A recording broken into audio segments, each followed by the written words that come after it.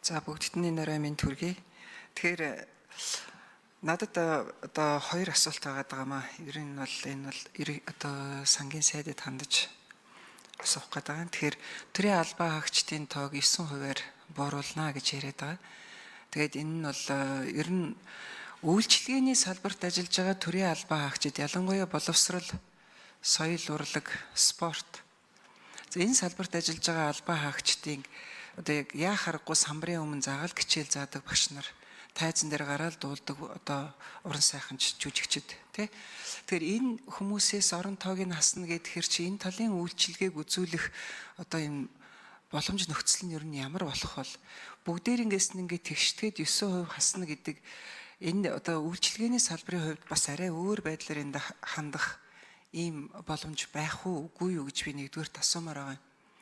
Тэгээ ер нь бол зүгээр одоо төрийн албаа хаагчдын тоог цөөлж төсвийн мөнгийг хэмнэхээсээ илүүгээр урсгал зардал дотор чинь маш их том хувь хэмжээг эзэлж байгаа дээр бусдаар гүйцэтгүүлэх ажил үйлчилгээний төлбөр хураамж гэдэг хэсгээс одоо хасаж болоогүй мүү? Тэр чинь ерөнхийдөө нэг том савн дотор баахан одоо юунд яг мөнгө зарцуулагдах нь мэддэхгүй маш их хэмжээний төсөв мөнгө дотор тэнд яваад идэг. Тэрнээс жаахан хэмжих юм бол энийг төрийн одоо ялангуяа энэ төрийн үйлчилгээний албаа хаагч, төрийн албаа хаагчдаас нэг хасаж танаад байх шаардлага гарахгүй юм шүү гэж би нэгдүгээрт асуумаар байна. Хоёрдугаарт нь одоо энэ дээд боловсролын тухай хуулийн одоо 32-ийн 3-т заасан байгаа. Ер нь бол дээд боловсролын байгууллагт тэр тогтмол зардлыг төрөөс дэмжлэг болгон үзүүлнэ гэд.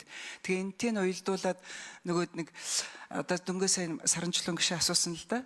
Энтэй нь уялдуулаад энэ зардлыг мөнгийг хэрвээ 13 тэрбум 500 сая төгрөгийг одоо ингээд олохгүй гэд ингээд ороод ирчих. Энэ зардал мөнгө чинь бол эцсийн дүндээ ихтэйд сургуулийн дотуур байрыг засгаад тэгээ бас ихтэйд сургуулийн багш нарыг чадахжуулахад зарцуулагддаг. Тэгэхээр яг үннийг хэлэхэд бол одоо энэ мөнгө байхгүй болсноор оюутан сурагчдын сургалтын төлбөр нэмэгдээд явчихна. Дээд боловсролын сургуулийн багш нарыг цааш нь мэрэгжил ахиулах, сургах, хөгжүүлэх энэ тухайн ажлууд бол шууд тасалдаад явчихна л да.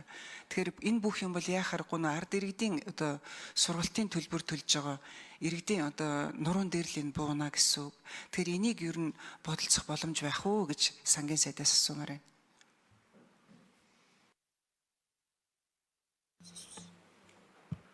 За Жохлон сайд хариуллаа. Жохлон сайдын микрофон. Тий, за ялан шөнө асуултанд хариулъя.